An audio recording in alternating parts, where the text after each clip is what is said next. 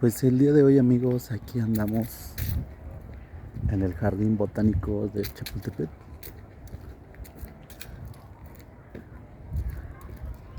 Andamos recorriendo por aquí y pues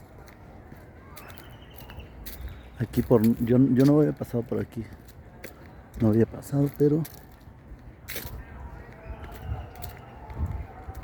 así se ve, bien bonito.